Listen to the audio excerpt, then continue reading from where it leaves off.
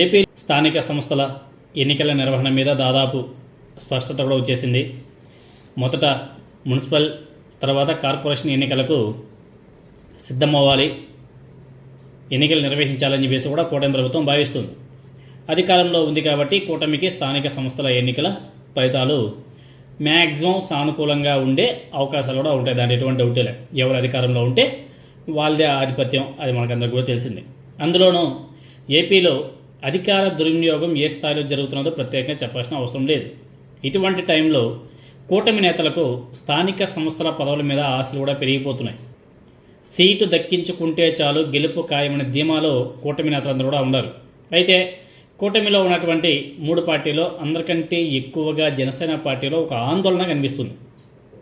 పొత్తులో భాగంగా తమకు ఎన్ని సీట్లు ఇస్తారో స్పష్టత లేకపోవడమే జనసేన పార్టీలో ఆందోళనకు కారణం అని చెప్పేసి చెప్పుకుంటున్నారు. ఇప్పటికే జనసేన పార్టీకి ఎన్ని సీట్లు ఇవ్వాలి అని అనుకుంటున్నారో రీసెంట్గానే Telugu Desam party working president Nara Lokesh గారు బయటకు చెప్పేశారు. స్థానిక సంస్థల ఎన్నికల్లో జనసేన పార్టీకి 15% అంటే 15% సీట్లు ఇస్తాము అని చెప్పేసి ఆయన ఒక సభలో కూడా చెప్పడం జరిగింది.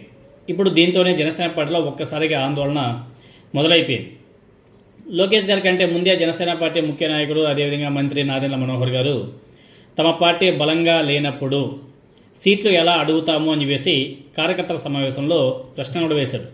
సో సొంత పార్టీ నాయకుడే ఆ మాట అన్న తర్వాత ఇక మిత్రపక్షమైనటువంటి తెలుగుదేశం పార్టీ తనకు తానుగా ఎక్కువ సీట్లు ఎలా ఇస్తుందనే ప్రశ్న అయితే జనసేన పార్టీలో కనిపిస్తుంది. సో నాదెండ్ల మీద జనసేన పార్టీ నాయకులు ఫైర్ అవుతున్నారు, కానీ మ్యాటర్ ఉండదు. అదేవిధంగా స్థానిక సంస్థలకు ఎన్నికలు నిర్వహించడం ఒక ఎత్తు అయితే మిత్రపక్షాల మధ్య సీట్ల పంపిణీ మరో ఎత్తు. ఇక్కడ వైఎస్ఆర్ కాంగ్రెస్ పార్టీ మీద అక్కస్తోనే తెలుగుదేశం పార్టీ ఎన్ని సీట్లు ఇచ్చినా పవన్ కళ్యాణ్ సర్దుకుపోవచ్చు, కానీ ద్వితీయ శ్రేణి నాయకత్వం మాత్రం అందుకు సిద్ధంగా లేదన్న సంకేతాలు ఇప్పటికే జనసేన కేడర్ అయితే ఇచ్చేసింది. ప్రతి ఎన్నికల్లోనూ సీట్లను తెలుగుదేశం పార్టీ ఎక్కువగా తీసుకొని బలపడుతుంటే ఎప్పటికీ మనం పుంజుకోలేము అని చెప్పేసి జనసేన పార్టీ నాయకులంతా కూడా అంటున్నారు.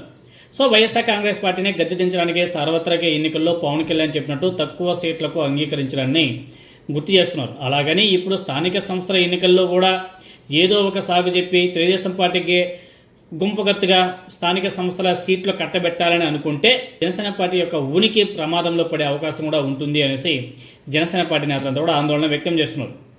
కాబట్టి క్షేత్రస్థాయిలో కార్యకర్తలు, నాయకుల మనోభావాలు తెలుసుకొని స్థానిక సంస్థల ఎన్నికల్లో సీట్లు తీసుకోవడంతో పాటు అభ్యర్థుల ఎంపిక ప్రక్రియ చేపడితే బాగుంటుందనే అభిప్రాయం కూడా జనసేన పార్టీ నాయకుల్లో వ్యక్తమవుతుంది. సో జనసేన పార్టీ శ్రేణుల్లోనే ఈ అభిప్రాయాన్ని మనకు చిన్నదాన్ని కూడా భావించకూడదు. దాన్ని పరిగణలోకి తీసుకోకపోతే మాత్రం భారీ మూల్యం చెల్లించుకోవాల్సిన అవసరం కూడా ఉంటుంది. ఇది జనసేన పార్టీలో అంతర్గతంగా నడుస్తున్నటువంటి చర్చ. మరి పవన్ కళ్యాణ్, అదేవిధంగా నాదెండ్ల మనోహర్, నాగబాబు గారు ఏ విధంగా ముందుకు వెళ్తారో, ఆ పార్టీ పరిస్థితి ఏమిటి, ఎన్ని సీట్లు తీసుకుంటాయో అది